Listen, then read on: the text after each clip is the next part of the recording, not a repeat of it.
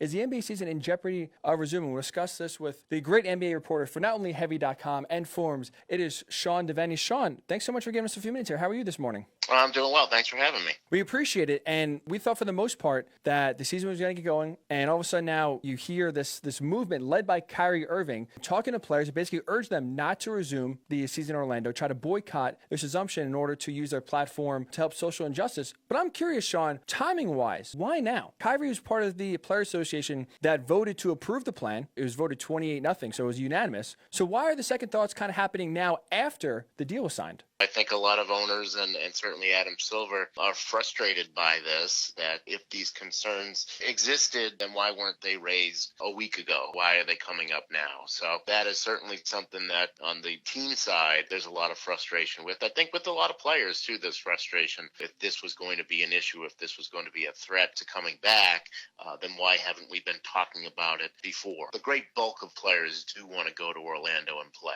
The number of players that we're talking about, they're 80 on the call on Friday, and not all 80 of those players would sit out. We're probably talking more like in the 25 to 35 range in terms of players who might not want to go. And the league is certainly prepared to continue without those players. But at the same time, it's a bad look. And players are raising some real concerns, certainly on the health side. I think the social justice side, in terms of Black Lives Matter, things like that, the league is going to try to find ways to accommodate players being able to express themselves.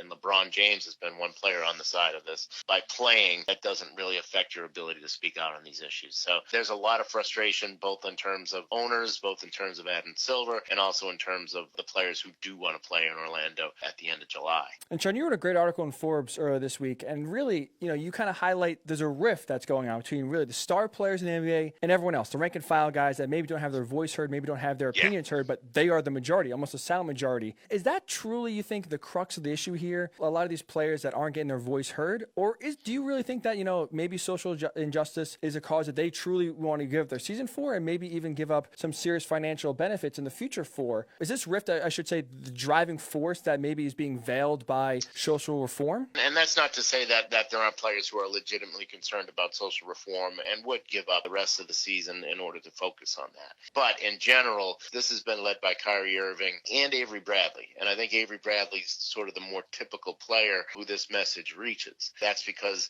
when you look at the way that all this was done on the player side, it was pretty much negotiated with the stars. It was pretty much LeBron James had a conference call back in May with Steph Curry and Giannis Antetokounmpo, Anthony Davis, Russell Westbrook, some of the biggest and best paid players in the league. And they kind of came together and said, we need to speak as one. We need to be unified in our desire to come back. And that's great. Those are the star players. They have a lot of money at stake. For the rest of the players, there's much less at stake in terms of their financials. Avery Bradley will make something like $4.5 million this year. So if he goes back and finishes out the season, he's going to make probably about $300,000. Whereas LeBron James, if he goes back and plays those final 8 games, he's going to make about $2.5 million. So there's a lot more at stake for some guys than there is for other guys. And so when Kyrie Irving and Avery Bradley started talking about this, I think they really struck a chord with the players who kind of said, everything has been led by LeBron and his little group, his cohort, and we haven't been listened to. Social justice is one of the reasons, but there's also health. There's also, concern about the COVID-19, about whether personnel at the hotels that they'll be staying at can come and go. Are they going to be bringing in coronavirus? There's a lot of other concerns, but I think the main thing is that you have this great mass of players that doesn't feel its voice has been heard really in the last few years, that it's all been the star players that have been driving the league. Why is Kyrie then the guy that is kind of lending his platform, lending his voice to the silent majority that we'll call it, right? A lot of these rank and file players, because he falls in the star category. He's the one who benefits from all of these discussions. He's the one who kind of gives his opinion that weighs more being one of the stars. Why is he the one that's kind of giving the voice now to a lot of these players? There's some debate about that, about why exactly Kyrie is doing this. Does he feel marginalized in terms of the way that the other stars have been driving this, and he's not really part of that? That could certainly be part of it. It could be just purely that he does believe in the cause of social justice. And certainly, he's not a dumb guy. Sometimes he gets portrayed as a space cadet or somebody who lives on another planet, but he's not a dumb guy. And I do think he knows what's at stake here. It could cost him about $30 million if the league shuts shuts down this year and they go into a lockout, which is a possibility, if they shut down this year, the league has the option of tearing up the collective bargaining agreement and forcing a new deal. And if that happens, then everybody's contract as they stand, those contracts get ripped up as well. So it could cost Kyrie as much as $30 million. I'm sure he understands that. So this has to be something that he's taking seriously, because he stands to lose a lot of money if, in fact, the worst case scenario comes to be and they don't play and they wind up in a lockout next year. If they don't resume in Orlando and the players do end up boycotting and the season doesn't get resumed, the owners come up with a CBA, and basically it's going to be really catastrophic for the players financially, not just this year, but going forward as well. Is there really any financial justification for boycotting, rallying together, and not playing in Orlando? If you're seriously worried about the health aspect of it and you think that you're just going back for money and you're not taking seriously the fact that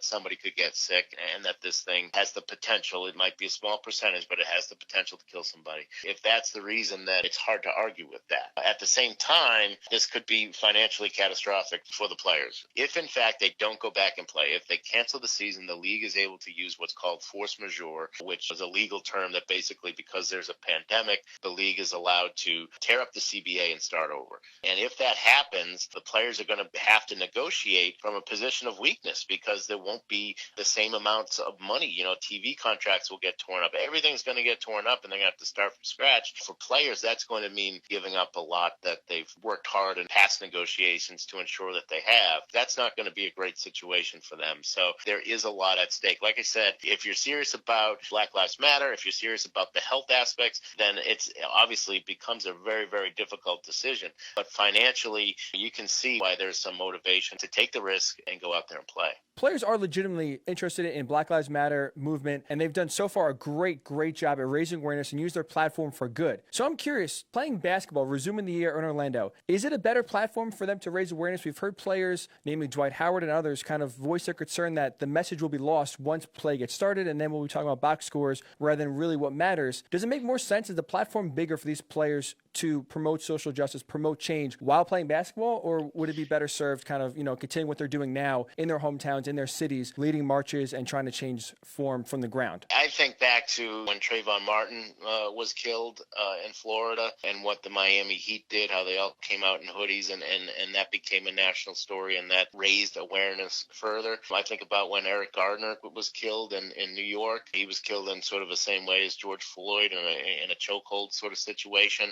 And players came out and they wore the I Can't Breathe shirts, which is what Eric Garner was saying as he was killed. Those sorts of things, that raised awareness. That probably did more to raise awareness than tweeting or going on Instagram Live is going to do for players. So I guess I don't understand necessarily the argument that going back and playing is going to take away from the message. I think it'll amplify a message. And a lot of players feel that way too. LeBron being the most prominent among them.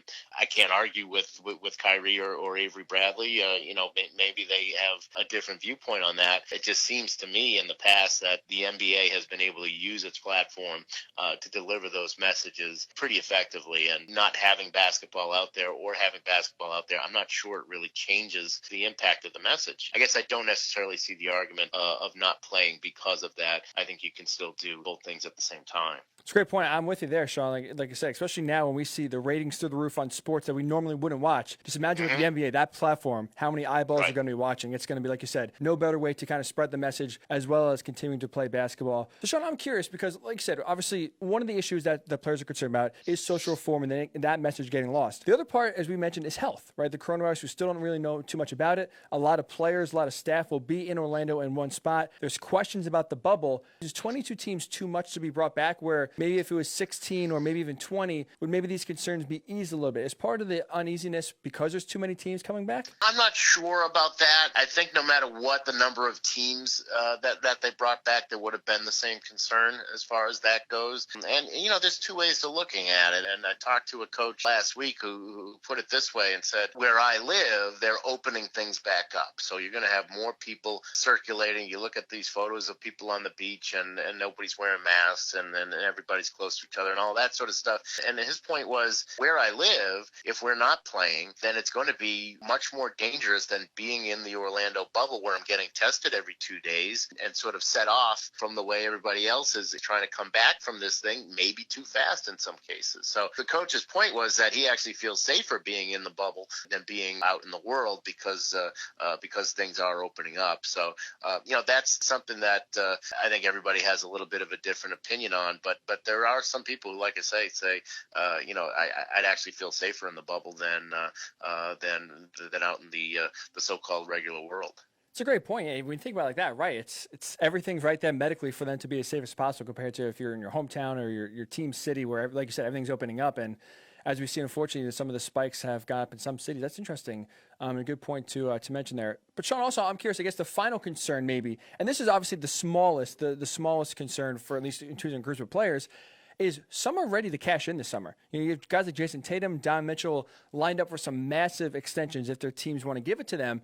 But there's some injury risk, and there's some question marks if they resume after sitting on the couch for 4 months and then going right into a high intensity playoff series and regular season per se. I'm so curious if we could put you in the body of, let's say, Donovan Mitchell or Jayson Tatum, would you feel comfortable if you had a big extension coming up in a few months? Would you feel comfortable resuming the season in Orlando with the injury risk that's possibly out there? Well, again, like you've got to think of the big picture, right? Because if you don't go out and play, then at the very least, the salary cap is going to take a serious hit, and your contract is going to be based on the salary cap, so your contract's going to be that much lower. Or, as we talked about, the worst case scenario is they tear up the CBA, and then you just don't have any contract. So, you can certainly be concerned about the potential for an injury, but at the same time, if you don't go out and play, there's you're not getting anything. So, it's a really difficult decision. You see, a lot of discussion about insurance. I think that's probably going to be the answer for this. That getting insurance is going to be the best way to handle this somehow. But yeah, certainly for those guys who are going to be free agents who were sort of counting on the fact that they'd get something along the lines of a max deal, that's going to be a big concern because you get an injury and all of a sudden that max deal might not be there. Having said that, the other thing too, though, is that what injury could you possibly get that would, if you're Jayson Tatum, you're going to get paid? If maybe a torn Achilles is the only thing that could affect that. Even if you tear your ACL and you have to sit out for a year, you're still going to get a max deal. You just are. Look at what Kevin Durant, who's coming off. He had an Achilles injury and he's 31.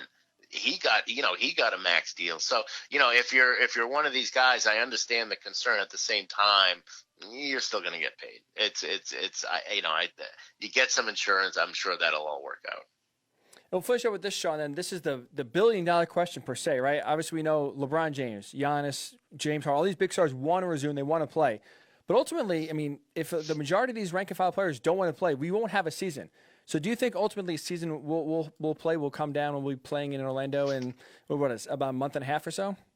I think the question is going to be how many players can rosters lose and the NBA still say that's okay. We can just replace those guys. If you have, on the Lakers, for instance, Avery Bradley and Dwight Howard have been the most outspoken about not playing.